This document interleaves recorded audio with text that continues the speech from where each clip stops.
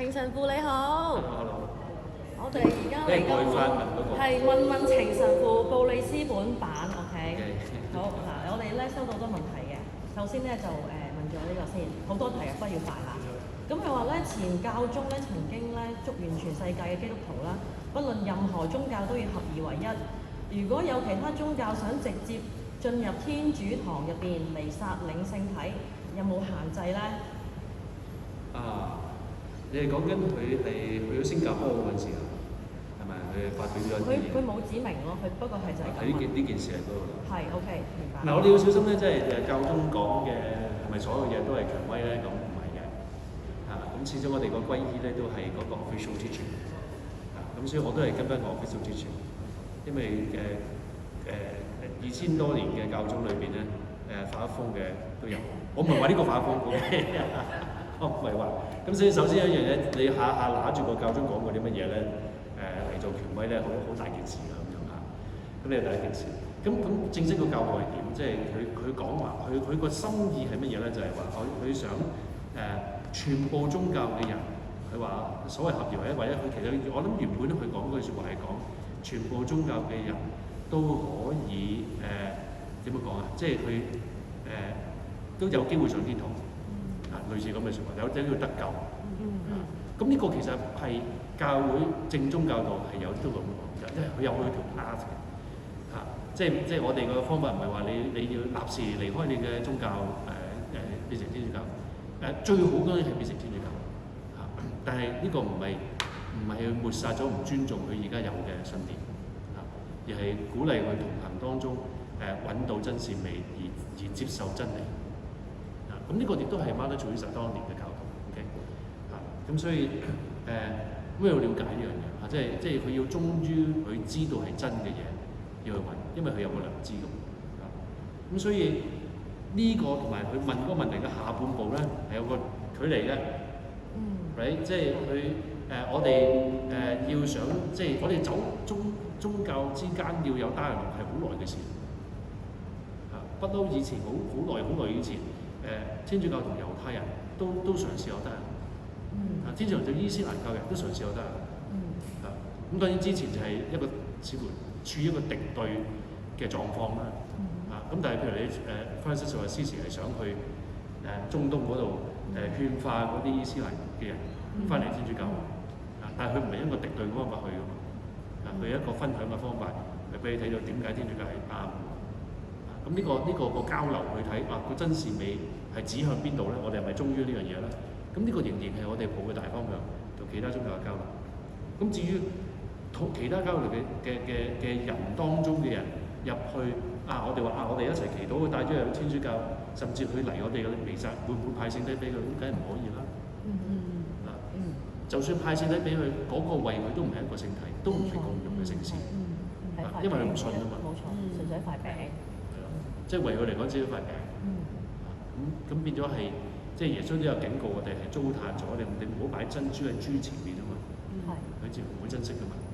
咁唔係話佢哋係豬，當然。明白。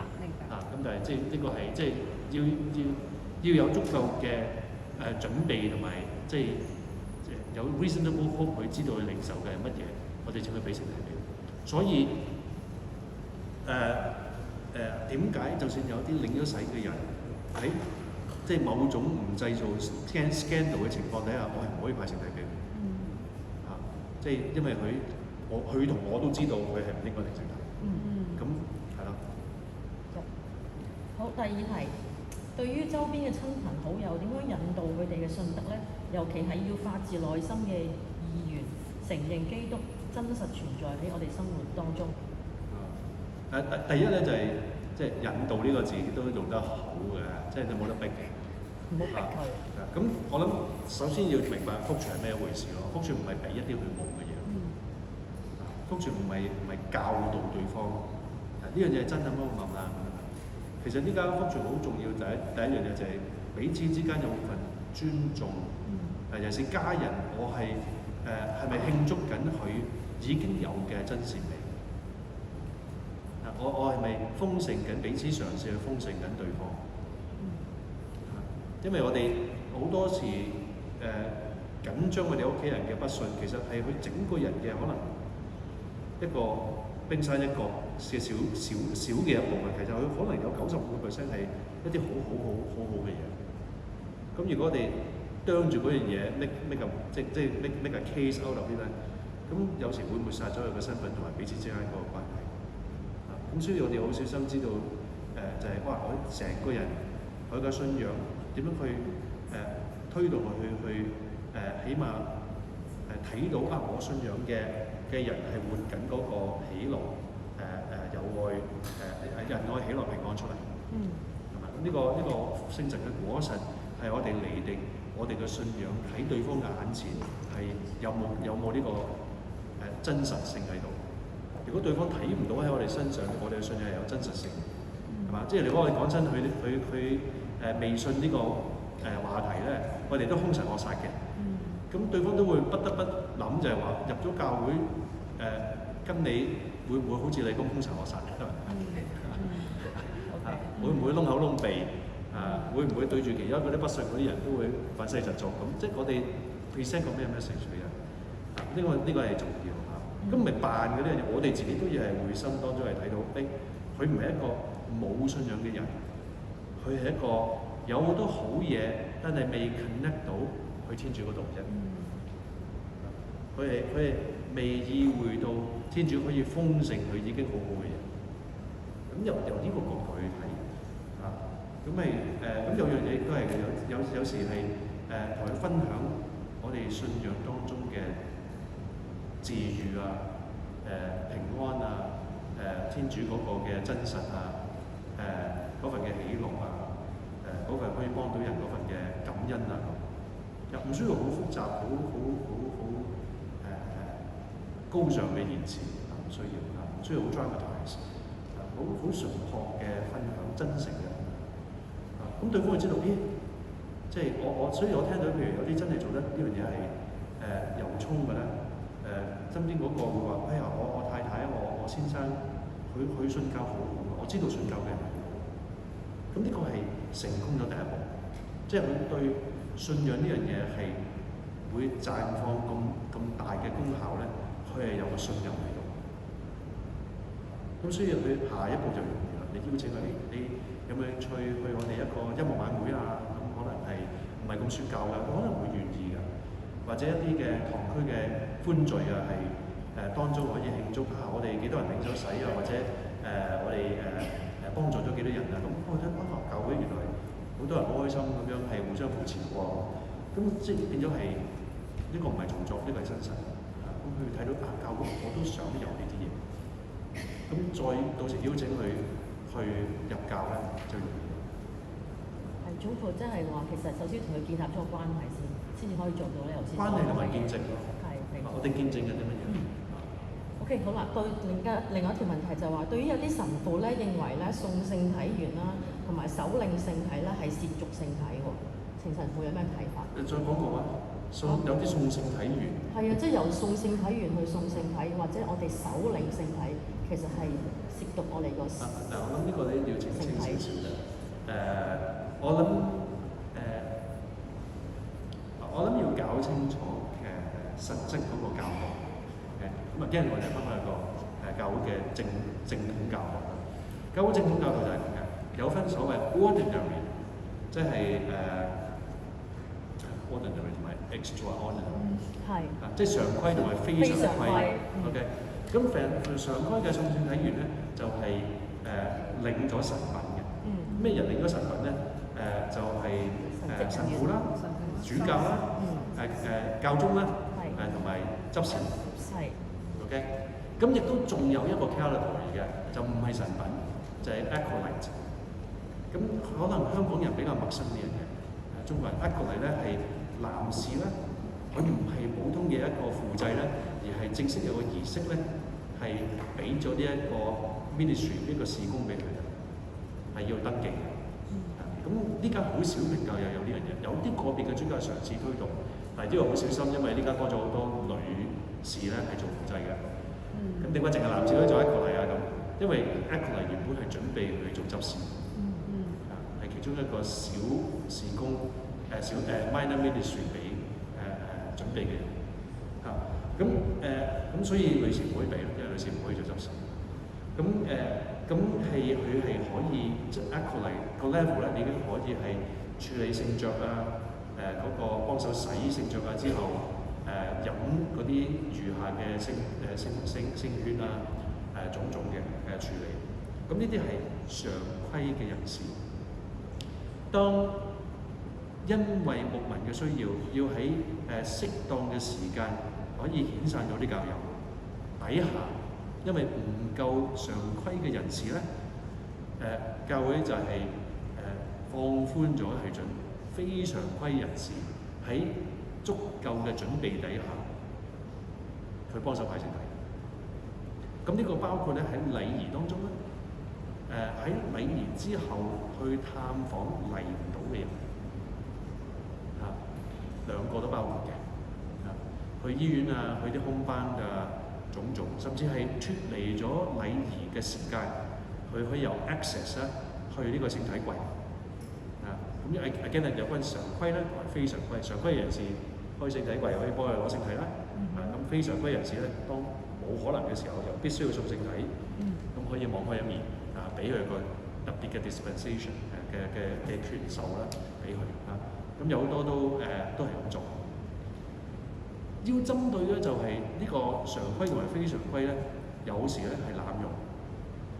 明明有個神父喺度㗎，喺個 building 裏邊喎，因為個教會個教導就係，如果有神父喺個同一個 building 裏邊，即使佢唔係參與呢台彌撒派聖體嗰陣時，佢係要嚟幫手派聖體嘅，因為佢係常規嘅派聖體員。但係喺70、80年代咧，出現一件怪事，就係點咧？有啲神父好驚得罪啲教友，咁知道唔夠神父啦，越嚟唔夠神父，咁點咧？佢堂區哇，你成2000人得一個神父派2000個聖體，唔掂喎咁 ，OK？或者唔好講2000咁誇張啦，1000啦嚇，1000一個神父派1000係好難，你要可能1000人咧要分到6個至8個 station。因為一個人派100區已經唔少啊 ，OK？ 咁你派8個station，你一個神父，咁你咪要訓練多7個咯，每台彌撒，咁你有後備嘅，咁可能有個兵團都有成30個當係呢個非常規嘅派聖體員。咁你 schedule 佢噶嘛？你唔係失驚無神，佢要準備好噶嘛？咁你有2個神父嘅，或者有探望神父嘅，或者突然間飛來咗個神父嘅。係嘛？咁咧有啲神父就話：我哋已經有7個送聖體員啦，你都係唔好派啦，或者你派我唔派啦，因為驚得罪其中一個。咁呢個咧教嘅呢個教宗啊，特別喺本篤時代咧，已經多次咧已經澄清咗啦，就係話你要訓練你啲非常規送聖體員係隨時準備 step down。OK， 因為係應該神父執事嗰啲人派先。OK， 咁樣，咁係咪到到你咁做咧？唔係，我知道，因為係有啲神父話：咁咪好綁身，我哋有3個神父，有7台彌撒，就係輪流做彌撒啫嘛。咁做呢個我做唔做彌撒，我都出嚟派聖體，咁即係唔可行開呢10個星期日咁亦都有啲人咁樣諗。咁當然你離開個 building 咪得咯。咁所以有啲神父咧就我做完3台彌撒，我就要離開個教堂啦。亦都有啲神父咁做，我唔喺度㗎，我出咗去嘅。咁呢個係咪最好咧？咁神父都有神父嘅空間需要可能有牧民需要佢出去探訪，或者晏晝咧佢要去另外一個聖堂幫手，或者咧有其他嘅原因，或者係年老啦，佢需要休息。咁所以要安排到呢樣嘢。咁所以係講緊呢樣嘢。咁呢個係我哋要了解正確嘅評教友幫神父派聖體嗰個位置。咁至於口領或者首領咧，呢個咧我覺得係都係睇翻教會個歷史啦。即係有啲人就話：喂，以前有立咗法話首領聖體係褻瀆嘅，手掂聖像咧都係褻瀆嘅。如果你唔係捉聖咗嘅手，咁係有啲咁嘅法例。但係法例咧係甚至所謂 discipline 係可以改嘅，dogma doctrine 就唔可以改嘅。咁呢樣嘢就絕對唔係 dogma 同 doctrine。點解啊？因為耶穌時代，耶穌點樣派聖體俾啲宗徒㗎？成大塊係喺佢手度㗎嘛，係話嗰啲唔係嗰啲神父嚟嘅，嗰一刻未係。嗰一刻佢哋仲係平教友啫，係嘛？佢哋係守領聖體，同埋喺早期教會咧係有啲即係 Doctors of the Church 係有講點樣領聖體。佢話你隻手要成為一個寶座。咁咩叫隻手成為一個寶座？即係佢守領聖體啦。咁東方教會咧就解決咗呢個問題點咧？就唔用手領，佢用亦都唔係我哋嗰種口令。係你岳高個頭擘大個口咧，佢成羹連聖血連聖體咧倒落去㗎，咁啊解決晒個問題啦。OK， 倒落去嘅。咁當然啦，你個口擘得唔夠大，你條脷伸得太長，會唔會舐親？佢隻腳逐親我都冇咁驚，你舐親佢隻腳後邊都仲唔使力啦。係咯，突然間咳咁點算啊？真係。唔係佢隔離有個人幫佢洗嘅，必要時，但係佢哋好犀利嘅，佢哋好快手啊，咁啊送晒㗎啦，成劈咁樣去送入去你個口裏邊嘅。好似餵 BB。係啊，你小心可能會啃親啊。OK。咁所以有段時間咧係中間，即係8世紀啊、9世紀啦，或者再遲啲咧，正有間歇性有啲 abuse， 就係西方教會咧就手令咧都唔係統一嘅，即係有啲手令有啲口令。尤其是中世紀開始有呢個所謂聖體真實嘅呢個異端出現啦。咁有啲咧就過度係呢個 symbolic， 有啲人就過度 physicalist。即係你唔喐得個聖體㗎，你唔好熬咁大力㗎，耶穌會暈㗎咁，即係有啲咁嘅教導啊。但係你咬聖體係咬緊耶穌㗎，所以咧就我小學咪咁教咯，你唔好領聖體唔好咬啊。佢話又講得好過氣㗎，咬咗聖體咧，有人試過咬咗聖體流牙血、流血不止啦，直至到辦告解正停啊咁。哇嚇到我咧細個咧就係啊，我細個都聽過呢個傳聞啊。呢個係教錯嚟嘅，呢個係教錯嚟。喂，神父你嗰個咁大個，搣開添喎，仲即場，成個擺落口度。你聽到 crack 聲喺度咪咬緊？個咪都收到你 crack 聲。咁全部神父都見唔到流牙血喎，神父。吞咗。咁所以唔係咁 physicalist 嘅，但係亦都唔係線波嚟 ，OK， 係隱藏咗裏邊嗰個真實，係全整個光明嘅耶穌 ，OK， 咁所以。手領口領其實係在心嘅。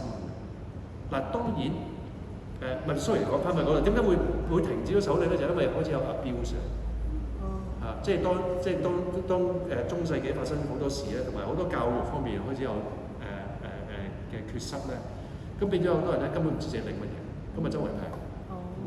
咁你擺落口咪唔會周圍劈咯。咁亦都喺嗰陣時咧係停止咗俾聖像嘅。因為啲人接咗就會倒瀉啊，或者飲咗之後佢打乞嗤就噴晒出嚟啊，或者飲剩咗嗰啲又冇處理到啊，好多呢個問題。咁所以嗰陣時嘅決策咧就係到中世紀咧就係話唔好啦，教友其實都唔堪當領嘅，全部都要口領，仲要慢慢咧係唔俾佢每個星期日領，要辦咗告解正準領。咁中世紀都反反覆覆。咁咧聖像就直頭唔派啦，所以你見到啲聖像咧越嚟越細隻嘅。你見到嗰啲脫利騰嗰啲聖像咧，好鬼細嘅杯，隻杯就咁唔使大，但係中間嗰個真係裝到嘢嗰度咧好細嘅，你一啖就飲咗㗎啦。係啊，好你見到個杯咁大，裏邊嗰隻杯係細啲嘅，中間有個托嘅。杯中杯。杯中有杯。咁所以係見到有咁嘅現象。咁所以梵二咧原本係冇更改到呢樣嘢，到梵二之前咧，全部都係嗰時又即係到19世紀末咧，呢個如果冇記錯應該係之前嗰個 Leo 13係佢大力推動翻勤領聖體嘅，一係佢一係之前嗰個教宗我唔記得咗，係小德蘭嗰個年代。小德蘭嗰個年代轉變因為中間再之前嗰段時代咧，就算係修女啊，都係1年領幾次嘅啫，都唔肯當。教友真係唔肯當，我可以零，一定要嗰日買咗個戒，淨可以嗰日零，就算係零用。咁但係後尾又放寬翻下，就係大力推動每週領聖體，每週領聖體。咁嗰時都係跪起樹嚟，跪起樹嗰個 communion rail。咁啲人斟酌就係話點解呢間話手領唔啱，一定要翻俾口領咧？就係因為梵二之後咧，梵二係冇改革到呢樣嘢啦。你如果即係冇乜人睇梵二度嘅文嘅，你睇翻梵二嗰個禮儀憲章咧，係冇講到手領定口領。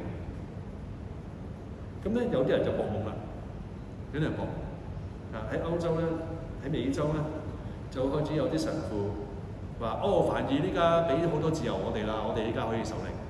咁啊偷步，咁就之後咧就逼梵蒂岡咧要承認翻佢手領。咁呢個係唔啱嘅，咁但係咪真係去逼到梵蒂岡改咧？定係呢件事發生咗？嗰陣時嘅教宗考慮過，以前係有呢樣嘢，佢恢復翻咧。呢個係視乎你喺邊一邊拗嘅啫。但係喺教會法、喺 Canon Law、喺 Catechism 嘅教導咧，係清楚喺 John Paul II 嘅年代咧係更正咗，係寫到明咧手領同口領係同樣合理嘅。教友係可以自己選擇嘅。當然有特殊嘅牧民需要咧，係可以限制。但係個重點，你口領手領係咪心領？我見過用手領嘅好尊重咁領，亦都有啲口領嘅好唔尊重咁領。咁但係口領嘅出誤咧係少嘅。口領嗰個外在嗰個 gesture 可以影響內在嗰個 disposition， 提醒翻個教友佢喺度做緊乜嘢咧，係有作用嘅。所以我之前未入修院之前，我都係跪喺樹口領。即使冇人跪，冇人用口領，我係好早喺大學嘅時候，你係咁用，因為我覺得最適合幫我提醒我喺做緊啲乜嘢。所以我係好鼓勵人跪喺樹口領。但係我絕對唔會禁止人用手領。你唔跪到嘅，你點跪？OK， 你口領係會好論盡嘅，咁唔好啦，手領。OK， 咁我覺得係冇問題，只要個心做得好。當然手領咧，我哋依家要揾個人及住，佢係咪真係有擺落口？因為太多亂子出咗啦。咁所以本篤嗰陣時有人執住本篤教宗，唔係啊，本篤教宗乜要啲人一定口領，唔係。佢個通諭寫得好清楚嘅，鑑於聖伯多祿大殿太多遊客，而好多遊客表達佢以為領聖體係一個 souvenir。係啊，係，所以牧民上佢就做咗個決定，就係凡係喺伯多祿大殿裏邊同埋出邊嘅彌撒，全部係擺晒跪凳、跪墊。俾人跪喺樹用口領，只可以口領。咁呢個係牧民上嘅原因。你個堂區係咪有好多遊客？你個堂區係咪有好多人周圍掉啲聖體，或者攞咗翻去？你有冇另外一個方法做，而唔係強迫性地要啲人口領？有冇咩必要？當然，如果堂區集體性覺得我哋全部都好想口領。你個堂區唔係一個大嘅流動性高嘅堂區，絕對可以咁樣講就我哋呢度以後就口領係可以。好，咁繼續關於聖體呢都有一個問題嘅，就係話有啲失智咗嘅教友啦，咁有時咧可能咧手腳唔係好協調啦，唔可以手領聖體，咁口領聖體係冇問題㗎，如果照神父咁講係咪？咁如果佢仲可以領到，因為有時佢失智咧，佢會攞翻出嚟。咁係可能要係時候考慮咧，佢可能都唔知自己做緊乜，佢亦都怕褻瀆個聖體，亦都為佢可能冇嗰個實在嘅嗰個益處咧，因為佢可能會冚親，咁好視乎佢嘅病況去到邊度。佢嘅意思即係話，佢其實平時食嘢係冇問題嘅，咁咧就行動自如嘅，只係有時失智嘅時候咧，可能未必好我明白安全咁樣接個聖體啦。好啦，咁但係要視乎要搞到幾大陣仗咯。係嘛？如果逼佢口令，佢唔中意嘅可以好大件事喎。明白。係。或者擺咗落口，佢會噴翻出嚟嘅，有好大件事。所以好視乎係佢有冇最基本就係知道領咗呢樣嘢，大約知道係重要，我要吞下去。如果呢個能力失卻咗咧，可能係時候迫於無奈，可以派成體俾佢。咁佢另外一個問題就係話，如果失智嘅人佢領受唔到聖體啦，佢仲有咩辦法可以領受天主嘅恩寵咧？好大把祈禱咯，祝福咯。即係為佢祈禱咯，我哋係咪？喂，即時祈禱都得㗎，係嘛？你唔需要咁隔涉㗎，係咪？傅油咯，傅油都幫到佢㗎。係啊。但係當然佢令到聖體係最好。咁好啦，另外咧就係嗱，我哋都知道耶穌係我哋嘅中保啦。咁亦都有啲人咧就覺得聖母都係喎。咁基督教好反對呢個講法嘅，其實我點睇咧？中保係咪你講？係啊，中保。係。mediator。係。天主教咧，其實呢個 official answer 已經出咗好多次㗎。即係所謂即係 secondary 嘅中保。其實基督教都接受咗我哋呢個講法，就知道我哋唔係講緊 primary 中保，所以佢哋唔中意就係點解咁多 secondary 嘅中保 ？OK 即係佢哋都知道係天主教冇錯，你都係講緊都係要經過耶穌，但係點解咁多 secondary？ 點解要經過咁多其他途徑？所以呢個所謂 secondary mediation 咧，我哋有個誤解，係嘛 ？primary secondary 咧，我哋個誤解一講呢個字咧，佢哋以為咧就係話你要去 primary， 你要經過 secondary 先，你分落咗。咁出邊有好多人講笑話都係話係啊，你有咩你唔見咗嘢咧，就唔係揾耶穌嘅，要揾聖安多尼。你胃病咧就唔係揾耶穌嘅，要揾呢個聖 Bonaventure 咁，你明啊？即係唔係咁樣。咁我中意另外一個方法。基督教咧，譬如佢哋好中意喺傳契嗰度咧，一齊講自己嘅需要嘢，一齊祈禱。所以對代禱、轉禱，佢哋係好熟嘅，佢哋完全明喎。同埋自發性轉禱代禱咧，佢做得好過天主教，係嘛？天主教我哋話你唔俾張佢照讀咧，佢做唔到信仰禱文。我哋比較鈍啲啊，我哋佢哋隨時隨地可以彈起身為世界祈禱嘅，佢哋好多平教有普通人咁呢個係好值得我哋去仿效。咁咧點解會咁做啊？即係佢哋明白呢個咪就係我哋講緊嘅 secondary mediation。點解我哋有需要，佢哋都會揾話，喂，你係祈禱勁嘅，我揾你。佢會揾牧師幫我祈禱啊？唔係我都祈，但係你幫我祈，因為佢哋唔相信係同台食飯各自修行㗎嘛。同台食飯各自修行咧，佛家咧就係你有需要你走嚟揾另外一個人，佢幫唔到你㗎。佢話你要自己修行，我幫唔到你㗎。但係天主教、基督教大家都知道係幫到㗎。耶穌係中意我哋2-3個人喺埋一齊為咗佢名字祈禱㗎，因為耶穌係咁教㗎嘛。你哋有需要，你哋聚埋一齊要佢名字，我就喺你中間。你求乜嘢我都會答你啊嘛。OK， 乜嘢叫做2-3個人？乜嘢叫做一齊啊？係嘛？我今日同你喺埋一齊，我哋一齊祈禱。哇！即係基督教、天主教冇問題。你聽日拜拜走上個天堂。咁你唔係我 friend 喎，係嘛？但係真係我哋斷絕關係咯。所以我哋天主教人士，我哋唔明白基督教嘅苦。因為佢哋原來咧好多牧師好多嘅派別嘅理解咧，死咗嘅人唔係喺天堂活着嘅，呢個就係最大嘅問題。死咗嘅人依家係 frozen 咗嘅，你揾佢祈禱咧係唔啱嘅，因為佢依家係幫唔到你嘅。呢個正係佢哋嘅問題，因為佢執住保祿喺呢個得撒洛尼人前後書一啲嘅説話，因為佢嗰度講死咗嘅人要等咩？等耶穌再來。等耶穌再來。咁點解喺邊啊？冇講明，因為保祿係唔知嘅。保祿係唔清楚，冇講明。呢個係後來到講緊默示錄，若望年代講到係接近公元100年啦，正比較清楚 spell out 出嚟。早期教會仲喺度摸索嘅，了解嘅，消化嘅。咁佢冇否認呢樣嘢喎。因為耶穌，譬如佢喺呢個大博爾山見到嘅係活着嘅梅瑟，活着嘅厄里亞。如果佢死後係 frozen 咗，點會活着啊？咁有啲人就係解説就係佢睇緊未來嘅，因為佢哋喺光榮之中嘛。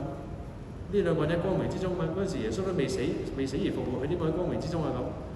咁呢個變咗有爭辯啊！嗰啲聖經學者咁但係耶穌但係喺耶穌另外一篇咧，佢唔係咁講喎，佢撒杜塞人講有關撒杜塞人講有關嗰7個 brother 7個兄弟嗰個妻子一個接住一個，一個接住呢個代個兄長咧去娶咗呢個妻，去為佢生子嗣，都失敗。咁佢話死後之後，佢呢7個男人邊個係呢個女人嘅丈夫啊咁？咁耶穌話咩啊？佢話天主係活人嘅天主。佢講嘅亞巴郎、伊撒格、雅各伯唔係死人嘅天主，呢3個人都現在活着。咁呢度我哋知道呢3個人咧唔係僵硬咗㗎，係有能力，係有啲嘢可以做㗎。OK， 咁佢講拉撒路嗰度嗰啲個唔係講死而復活嗰個喎，係講窮到窿嗰個拉撒路，死咗之後喺邊啊？活現喺亞巴郎嘅懷抱。亞巴郎喺呢個等待住救主未釋放嘅時候咧，係有能力可以溝通㗎，同呢個婦人喺嗰個地獄嗰度，拉撒路都係點解佢講嘢可以 interact 㗎？咁呢個你知道咧，就係我哋天主教個教導係啱，早期教會個意識去理解呢樣嘢啱嘅。死咗嘅人係天主係有生命繼續去維持佢哋，即使佢個身體未復活，佢個靈魂係做到嘢㗎，係做到嘢㗎。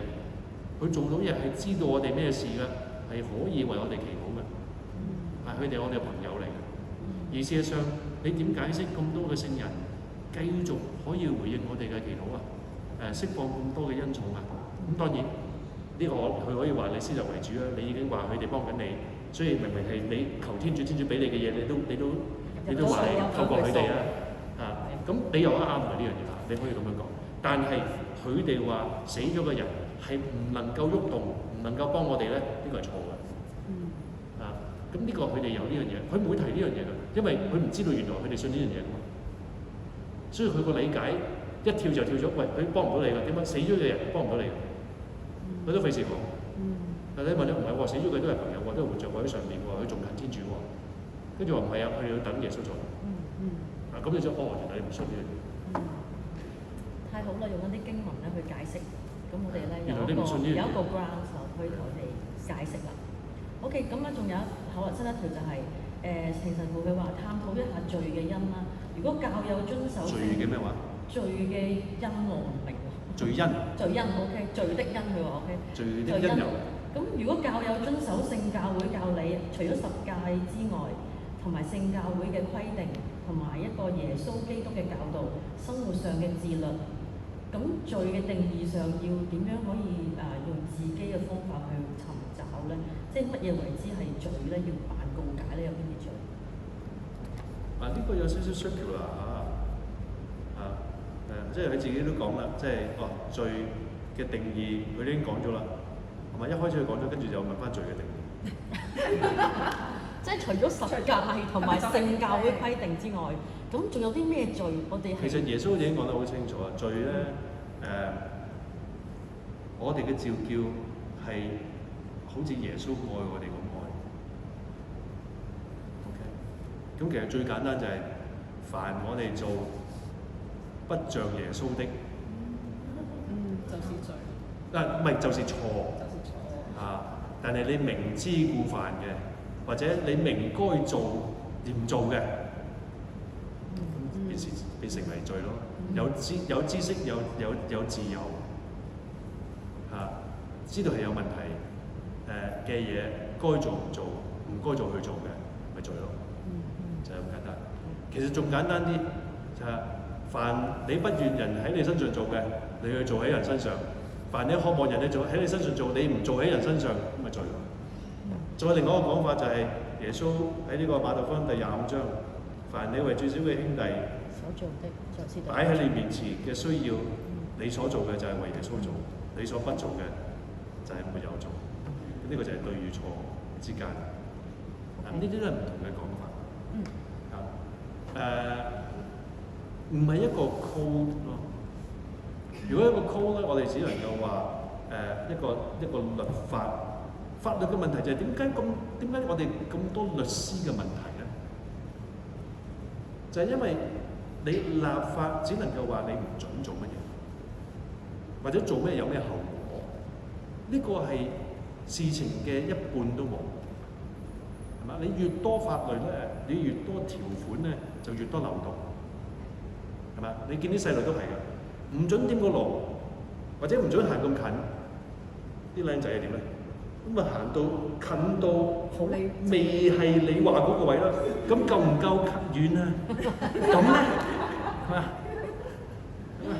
咁夠唔夠安全啊？阿媽夠唔夠啊？我未掂到，係嘛？即係人就係咁噶啦，即係你話俾佢知唔準過某條線，佢就啱啱唔過咁企喺出邊，係嘛？就係咁啫嘛，係嘛？嗱，我相信如果蛇冇出現咧，阿媽就算唔摘過嚟食咧，都會我唔食，我摸下得唔得啊？舐下聞。摸完之後舐下咧，得唔得？係啊，我唔食，攞翻出嚟我唔食，我氹隻貓貓狗狗去食，然後我食咗佢得唔得？係有好多解釋。我唔食個果，我食個葉得唔得？你明唔明啊？就係咁啫嘛。咁如果咁樣係咪叫做咁樣係叫做守法？係叫守法喎。但係咪法律嘅原則咧？唔係啊嘛，唔係個法律背後嗰個意願啊嘛。法律佢背後嘅意願咩啊？係愛，唔係你唔準做乜嘢，係該做乜嘢。咁愛係無限嘅，永遠都可以有。再行深啲就係耶穌嘅意願係乜嘢啊？眾人得救。我係咪參與緊佢嘅使命？咁呢個就最高層次啦。哇！去到咁高層次未到，喂，咁咪要慢慢嚟咯。但係如果係喺個規矩嗰度想唔犯罪咧，我哋就會發覺越嚟越多嘅規矩法則嘅時候咧，我哋就越猛震，因為我哋失卻咗個法律嘅意義。所以耶穌第一樣嘢嚟到咧，猶太人就係咁啦。原本係10誡，跟住就300幾誡，跟住又變咗600幾誡，到耶穌嘅年代。所以耶穌嚟到點啊？佢廢除咗，佢改變咗法，佢唔係廢咗法，佢改變咗法。佢話古人話，即係法律話就咁，我依家話，佢代替咗個法律。所以守法係舊約，跟隨耶穌，渴求做耶穌所做，耶穌嘅愛嘅方法、寬恕嘅方法、祝福嘅方法、鼓勵嘅方法，我哋轉進去，呢個就係新約。所以愛，如果我哋尋找、學習、不斷咁學習耶穌嗰種愛法，以犧牲祝福嘅方法去興盛對方，去走向天主，唔係興盛對方whatever they want，唔係縱容佢喎，而係佢需要啲乜嘢可以走向天主。點樣可以更有空間嘅自由，可以擁抱真善美嘅，我去幫佢。呢個就係我哋應該做，係無了期。有做到死咯。但係我贏得多一個兄弟，點可以贏多個？點可以贏多10個？點可以贏多100個？就係咁。明白，係咯，即係當我哋次基督嘅時候咧，如果做嗰啲嘢唔安樂，都係知道係犯罪嘅咯。其實，OK 好啦，條問題就係話。我哋知道咧，你喺有啲人咧創作讚美詩歌嘅時候咧，係需要聖神帶領啦，需要聖神嘅感動嘅。咁咧聽講你用 AI 咧創作歌曲啦，就問你個過程啦係點樣？嗱，首先咧，即係呢個其實咧，我唔可以歸任何嘅功勞嘅。我有個朋友，佢唔係作歌人嚟㗎，佢唔係作歌人，但係咧佢係一個IT 人。咁佢好中意即係我哋有一班人啊，佢係其中一個咧，佢係一個我哋個 Praise and Worship Team 裏邊嘅 member 啦。咁亦都係好中意讚美敬拜，好感動佢。咁咧佢就有咗英文歌咧係哇好表達到嗰啲歌詞咧好重。咁但係無奈咧作廣東歌啦，主要係國語歌易好多，作廣東話歌咧粵語歌咧係好難。我識得好多真係好出名。作咗好多好成功嘅即係適合現代音律嘅口味嘅年青人作歌咧，佢哋話作讚美歌真係好難。咁咧佢就真係攞咗啲歌詞咧，佢又用咗好多心機啦，掉落個 ChatGPT 嗰度咧，ChatGPT 你可以話呢個英文我要譯佢中文，但係要押韻嘅，要好似首詩咁嘅，要幾多段 verse one verse two 有個 chorus 有個 bridge 有個 tag 嘅，即係用晒呢家最新最近代嘅 praise and worship 嗰啲歌咧嗰個格式啊。咁佢真係即係出咗好多嘅版本，即係要不停咁試去改嗰啲字咧。要嗰啲音係有個節奏同埋嗰個高低咧係容易配音樂嘅。咁咧，其實我去細節我都唔知道，佢就話按住嗰啲 parameters 去 generate 好多嘅唔同 version，然後就將佢咧用另外一個 AI program 就係作歌嘅。咁咧就可以適合廣東話嘅，就掉啲歌詞入去，就要 generate。咁咧就要你話俾佢知個 style 又係點嘅，個節拍又係點嘅。咁樣 generate 咗出嚟，咁你話AI generate 出嚟好似好機械 ，fine，OK，但係佢落咗好多心血去，係嘛？即係佢咩歌感動佢，聖神喺當中係咪？佢揀嘅中文字，即係佢譯咗中文字，佢都要揀邊啲字點樣，邊啲字 make sense 啊？咁跟住擺落個旋律出咗嚟，佢都要考慮，哇！呢個旋律有冇係咪表達到嗰個字先？然後佢覺得似樣啦。佢正 send 出嚟，都係要我佢 send 俾我。咁佢 send 俾我之後，我就再喺當中睇下點啲詞有啲詞不達意啊，有啲詞咧係夾硬即係作出嚟嘅詞。咁你即係有啲夾硬嚟即係被救用自救啊，咁我覺得唔係好通啊，即係唱出嚟唔知你講咩喎。我最初聽嗰首歌以為佢講自救。即係好容易被救，或者係正義嗰個義，係嘛？即係天主嘅公義救咗我，係嘛？即係中文講緊咩咧？你睇個歌詞係已經個義，咁我就唔係好明啦呢樣嘢，咁得要改咗佢，咁我就做好多啲，我中意做啲嘢，即係我都唔係第一次做㗎啦，我幫另外一個朋友佢係自己做歌嘅，咁但係佢嗰啲係 inspirational hymns 啊。咁我即係我都幫咗佢改咗好多首歌嘅歌詞，咁我就你 send 俾我，我要改好佢。咁即係當中都即係變咗係都涉及好多我哋嘅信仰嘅經歷。咁所以我唔會話係完全 AI 求其作出嚟。同埋就算 AI 作出嚟，我哋點樣講？我哋認唔認受都有聖神嘅眼光。咁所以即係我又唔會咁苛刻咁樣話電腦整出嚟咧就唔啱啦，或者唔接受到啦，或者冇聖神喺度啊！喂，大佬人工培植嘅小朋友，我哋都接受係有天主嘅俾嘅靈魂啦，係咪？其實我哋唔可以否定，可能聖神喺呢個 AI 度都有工作㗎嘛。即係佢控制咗 ChatGPT 嘅試管嬰兒，我哋都接受係有天主嘅靈魂啦。咁何況喺個電腦 AI 嗰度整出嚟嘅咧？冇錯。係咯，即係唔排除天主可以用呢啲咁嘅工具去同我哋講嘢，係咪？贊成。好啦，有條問題啦，因為問下程神父，如果遇到 spiritual warfare 嘅時候咧，你會點樣面對咧？日日都遇到嘅喎。係啊，所以就係要你教咯。你逃脫唔到喎，點可以面對？祈禱咯，齋戒咯。參與彌撒啦，辦告解啦。愛啦，更愛啦。服務啦，喜樂啦，福傳啦，慶祝我哋該慶祝嘅天主臨在嘅地方啦，求問天主啦，敲門啦，知道自己掙扎緊打緊激烈嘅地方，朝早祈禱你唔可以話你唔識祈禱啦，你朝早同佢講清楚就我點解打緊呢一場仗，有個人成日令到我發嬲，我哋而家控制得好辛苦，天主你首先祝福咗佢先。我以為搞掂。然後保護我，祝福咗佢咧，等佢發癲嘅時候咧，你提一提我就，你唔好跟住佢發癲。你唔係要解決佢，係佢幫緊你去升華，係啦，冇錯啦，即係佢幫緊你去成聖啫。你唔好發錯，你等佢發完嬲之後咧冇嘢啦，我講個笑話俾你知啊，真人真事。咁咧因為錄影嘅緣故咧，我唔講呢個係咩國籍嘅人啦咁有某一種國籍嘅人咧係好心直好快，好硬朗嘅，追住你嘅。咁咧一見到啲咩唔妥咧，就會捉住個神父鬧。咁我最初升神父嘅時候咧，就唔知點樣應付呢一類嘅人。咁咧就試過揦個嘢同佢解釋咧，就中招啦。佢未講完，我同佢解釋話其實唔係咁樣嘅，其實你唔可以咁樣鬧呢個人，發晒癲。跟住我都真係想打佢咁滯，裏邊啦，即係我冇打佢啦，即係佢我都想爆炸嚇。跟住話我唔同你講啦，你都唔聽嘅咁跟住我都要同佢道歉㗎，我唔應該冇耐性。咁我同我本堂講，我本堂話我發現咗個秘密啊！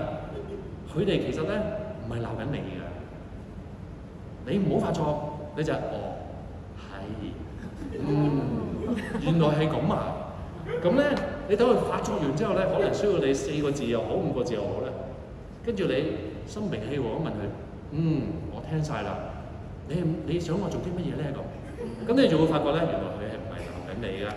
咁我就真係如此咧，就走去應付咗下一次咯，即係唔使等好耐就有下一次發生。咁由跟住又由頭散到落腳，咁就係啊，咁喎，哎呀，咁喎。呢4個字。跟住咧，聽完之後咧，佢都已經咁樣啦。咁我就話，你講完晒啦，我好想回應，我應該點樣幫你咧咁？跟住話，神父，多謝你幫我講晒我心中嘅憤怒。佢多謝我啊，咁佢就話，咁我點可以幫你？唔係，我唔係要你改任何嘢啊，神父，我只不過係不吐不快嘅。我心諗話你早講就係咁啦，你需要一個聆聽者啫，其實。係啦。佢唔係要你所以即係咁，我明白咗呢樣嘢，我咪拎佢祈禱。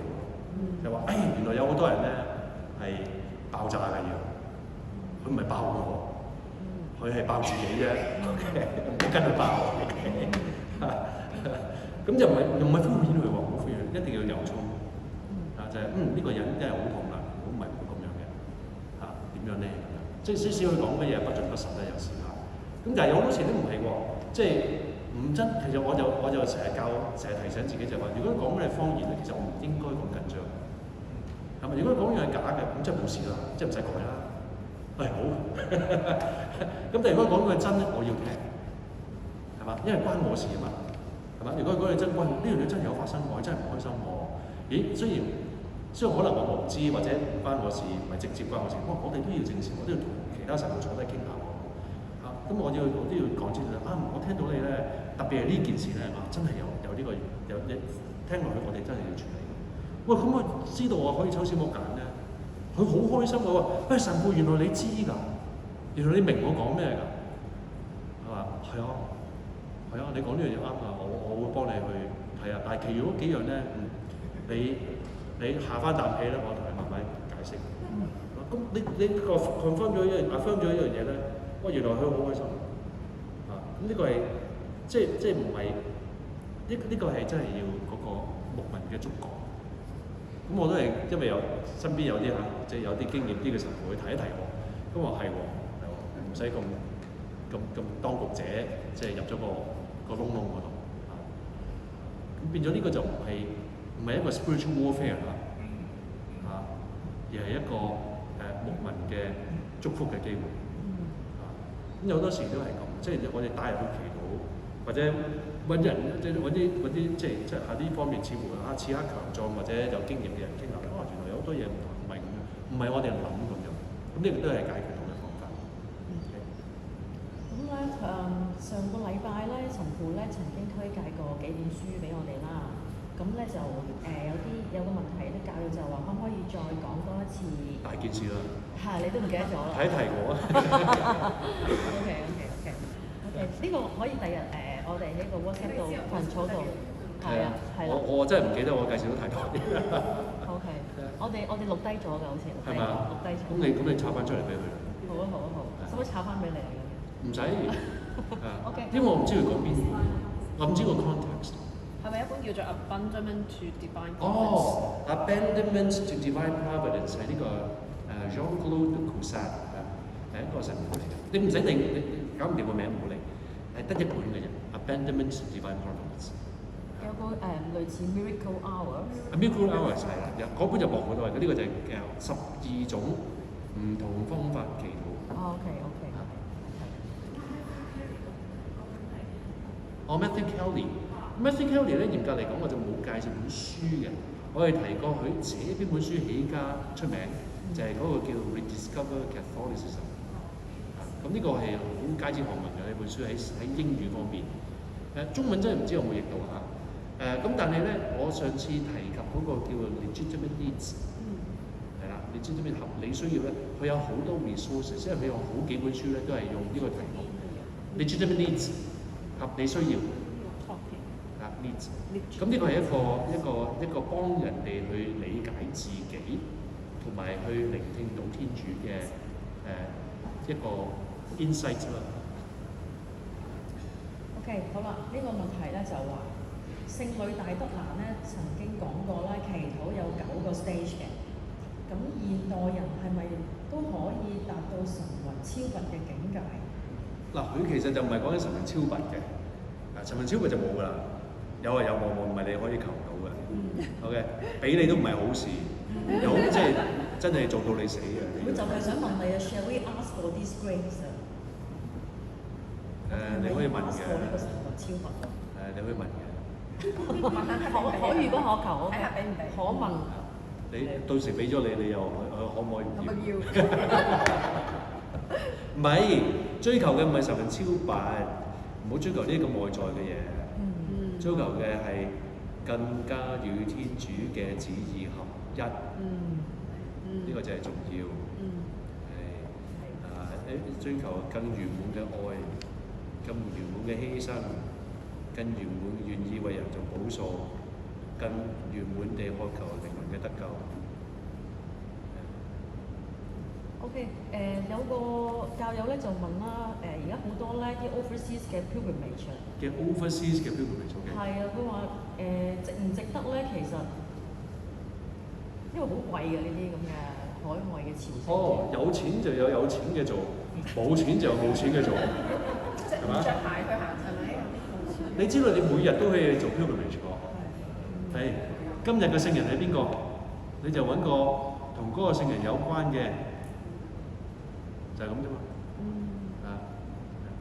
咁有啲嘢比較麻煩啲嘅，譬如琴日嗰個咧喺秘魯，咁應該都冇乜邊個聖堂叫做 Livio 㗎啦。咁係一個好真係好 holy 嘅 bishop。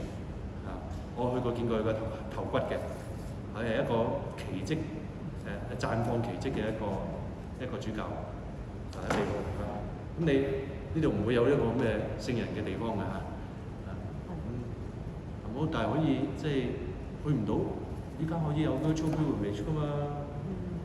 係啊，聖地都有，係啊，好 OK。我就去唔到啦。OK。virtual pilgrimage 乜都睇唔到。OK。係，所以貴有貴去，平有平去。即係但係好嘅，每一年都揾一個機會，你呢個教區你都可以。特定喺譬如係特別嘅Mary 嘅瞻禮去其中一個即係敬禮瑪利亞嘅命名嘅地方有啲都可以所以即係好多嘅 option。OK， 有平有貴。有平有貴。係富儉由人，豐儉由人。豐儉由人，冇錯。係。好啦，最後一條問題，程神父，有啲人咧就成日咧用啲好 scientific 嘅 argument 咧去話我哋呢個 Christianity 真定假啦。呢個乜嘢話 Christianity？係啊，啲基督宗教，你點睇咧？呢個咧就亦都有好多好出名嘅 scientist 係非常之虔誠嘅，就係咁啫。講完。我哋要揾個例子先啦，我哋唔可以講。Einstein 啦。OK。係咪？Einstein 啦 ，Heisenberg 啦。Heisenberg 一個佢識寫佢有神學嘅 paper 出咗喎。係啊。咩啊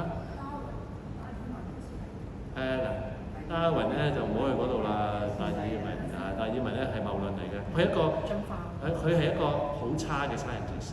你錄緊，我講俾你知，佢進化論咧唔係問題，講進化論唔係問題。佢講嘅係乜嘢咧？唔係進化論。佢講緊咧就係喺缺乏證據底下，佢話猿猴進化成人。咁佢嗰個original species 咧，佢個結論係咁寫，真係你翻去睇，唔係我作嘅，你自己翻去睇。你問個小學生讀科學嘅，唔話俾佢知嗰篇嘢邊個寫，你淨係俾佢睇個結論咧，佢都話邊條某女寫㗎。佢個結論係點咧？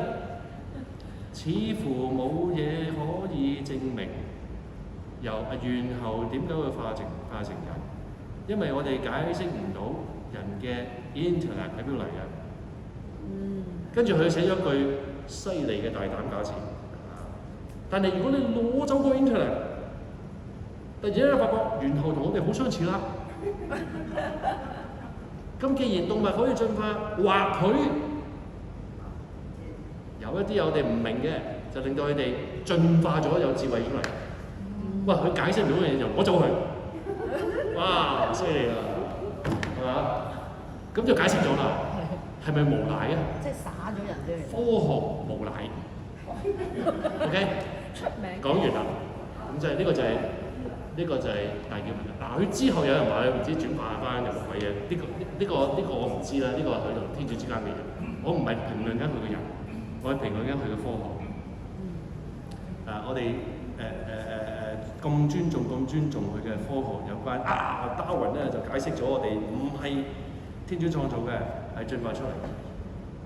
原來係 based on 錯誤嘅理解，係錯誤嘅推論，係無賴嘅推論。呢個係我堅持係咁樣講嘅，係無賴嘅。科學荒謬嘅係即係男人同女人真係解釋唔到。但係撇除咗我哋唔同嘅器官種種咧，其實男人同女人係一樣。咁我哋同動物，你明唔明啊？同貓狗都咁其餘嗰啲梗係誤口鼻會嚟嘅，咁咪俾一樣個無賴，係咪咧？係一樣個無賴啫嘛，係嘛？哇！我哋就係咁啦，明唔明啊？明啊，明白啊嘛。希望解答到問題嗰位教友。好，大家仲有冇問題啊？現場觀眾有冇問題啊？仲有少少時間，不過如果大家冇問題，我哋就早啲放神父休息一下先。我再長咗。有一個問題，有。OK。你頭先講靈性體咧，我有兩個問題。第一個問題就係我哋點樣去心靈性體？即係神靈唔係。我呢個咧，雖然呢個咧唔好意思，因為咧呢個係同佛教嘅諗法咧，我用咗嗰個嘅理解。佛教你知道咧，有嗰啲和尚咧，有唔同嘅戒㗎嘛，係咪戒色係嘛？戒酒戒分係嘛？咁咧佢哋呢啲咧都唔係最重要嘅戒，個心戒，即係你唔想嘅，或者有得揀，你唔會咁樣揀嘅，即係你知錯，就係個心戒。領聖體都係，你點領唔重要，你係咪渴望領主耶穌？呢個係最重要。心嗰個心嗰個位，你嚟到係咪主耶穌？我睇唔到你，我感覺唔到你。我甚至依家嗰個思海諗緊嘅，未必咁清晰，但我想係領受緊你。咁已經 make all the difference。明唔明啊？明。咁呢度有另一個問題。當我哋朝拜聖體嘅時候啦，又或者我哋去感受聖神嘅，應該點樣講？因為有好多時我哋會係覺得聖神係會同我哋講嘢，但係其實我有陣時又同其他神父傾偈嘅時候話，其實係一種感受嚟。咁所以我想聽下陳神父喺你嘅解釋，點樣可以幫到我哋去同 Holy Spirit 近啲點樣聽到聖神嘅即係你話感受或者推動或者乜嘢都係啦。咁好多時即係特別係譬如你去嗰啲神恩復興嗰啲啦，即係或者都唔需要啊！你依家其實即係你去就算我諗你去 Ignite 啊，即根本依家喺 Younger Generation 呢個已經係 common parents 嚟嘅。即係話你受天主嘅感動啊，或者聖神嘅感動啊，即係講緊同一樣嘢。有啲譬如你聖言誦讀嗰啲咧，都會話你聖言誦讀係做咩啫？係嘛？就係打開本聖經，你慢慢重複地去咀嚼聖言嘅時候，你相信背後活嘅天主係可能會捉住你㗎嘛？係講緊同一樣嘢，係咪？嘛？即係字有啲字可能會觸碰咗你一啲嘢啊。咁嗰個聖言做到就係話你翻去，然後甚至進入去嗰個字有關嘅情景又好啊，記憶又好啊，抽出嚟嗰件事係咩事都好啊，嘗試去進入去一個幻想嘅同呢個抽出嚟呢件事，或者同天主當中可能想communicate 嗰樣嘢去理解，然後可能抽出好多嘅同天主要講嘅嘢啊，或者要祈求嘅嘢啊，或者要交託嘅嘢啊，然後到最後有一個舒暢，有一個安樂，有一個平安，咁成個過程啊，係咪？閱讀進入去反省，然後去詢問，去交託當中，然後休息。咁成個嗰個聖言做到，咁呢個係咩啫？咪就係聖神推動緊一啲嘢。咁呢個係呢個 mechanism 係個個人都會進入去。咁我得到啲乜嘢，個個人都不同。得到嗰啲人係咪真係出自天主咧？需要時間去再分辨。咁所以我嗰日都有講要寫低佢，寫低佢，然後累積咗睇翻轉頭。因為嗰一刻當時此刻咧，我哋嘅好多外在同內在嘅情況咧，令到我哋睇同埋感覺嘅嘢咧係偏差。但係天主會透過唔同我哋嘅狀況咧，必須要 communicate 嘅嘢咧，會凝聚嘅。咁如果你有記錄咧，會睇到係有個串聯嘅，或者有個共鳴嘅，或者有個肯定嘅。咁加上佢都唔會淨係透過我哋，尤其是一啲唔係正常嘅，唔係你做開嘅嘢，會透過其他人，要脫離咗你正常嘅軌道嘅，佢會透過其他人，咁亦都唔會違反不嬲透過教會嘅。咁呢個俾我哋嘅信息，同樣嘅聖神俾得信息俾我哋，亦都可以透過我哋俾信息俾別人。咁所以一個咧就係天主俾我哋嘅信息，一個就係透過我哋俾出去俾別人嘅信息，一個係為我哋自己嘅成聖，一個咧就透過我哋為別人嘅事工服務。咁所以一個係 discipleship 嘅 sanctification， 一個係 apostleship 嘅 ministry mission， 咁係出自同一樣嘢。咁所以都係同一種嘅 discernment， 同一個聖神，同一個渠道，同一個威力。當我哋祈禱或者即係當我哋係啦，當我哋祈禱嘅時候，點先知道嗰個係天主嘅意思或者？我啱啱同佢講咗咯，